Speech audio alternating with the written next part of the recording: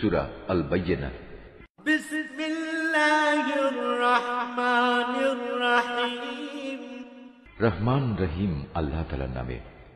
لم يكن الذين كفروا من أهل الكتاب والمشركين منفكين حتى تأتيهم البينة।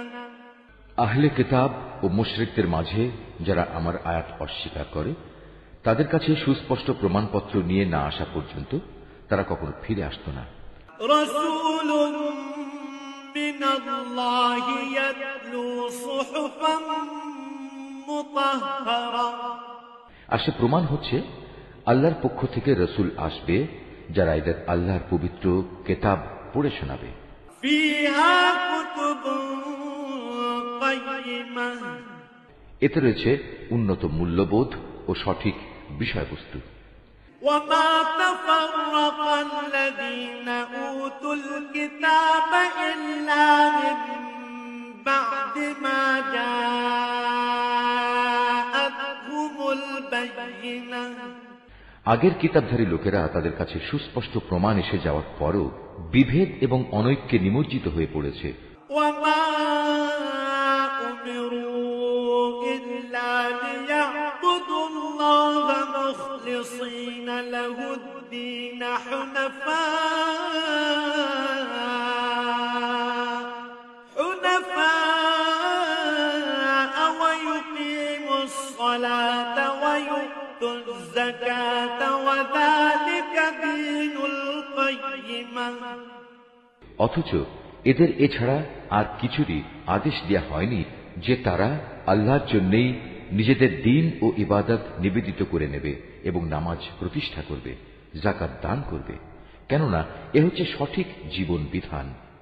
ইন্নাল্লাযীনা কাফারু মিন আহলিল কিতাবি ওয়াল মুশরিকিনা ফী নারি জাহান্নাম খালিদিনা ফিহা উলাইকা হুম শাররুল বারিয়া। আহলে কিতাব ও মুশরিকদের মাঝে যারা আল্লাহ তাআলা ও তার রাসূলকে অস্বীকার করেছে তারা অবশ্যই জাহান্নামের আগুনে থাকবে, তারা সেখানে অনন্তকাল থাকবে। এই লোকগুলোই হচ্ছে নিকৃষ্টতম।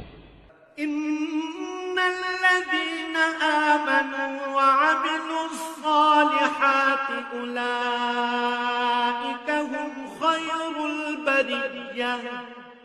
অন্যদিকে যারা ঈমান এনেছে এবং ভালো কাজ করেছে তারাই হচ্ছে সৃষ্টিকুলের মধ্যে সর্বোৎকৃষ্ট। জাযাউহুম ইনদা রাব্বিহিম জান্নাতু আদনিন তাজরি মিন তাহতিহাল আনহারু খালিদিনা ফিহা আবাদা রাদিয়াল্লাহু আনহুম ওয়া রাদু আনহু যালিকা লিমান খাশিয়া রাব্বাহ। তাদের জন্য তাদের মালিকের কাছে পুরস্কার রয়েছে এমন এক জান্নাত যার তলদেশে প্রবাহিত থাকবে ঝর্ণাধারা। এরা সেখানে অনন্তকাল ধরে অবস্থান করবে। আল্লাহ তাআলা তাদের উপর সন্তুষ্ট হবেন, তারাও আল্লাহর উপর সন্তুষ্ট হবে। মূলত এ হচ্ছে সে ব্যক্তির পুরস্কার যে তার মালিককে ভয় করেছে।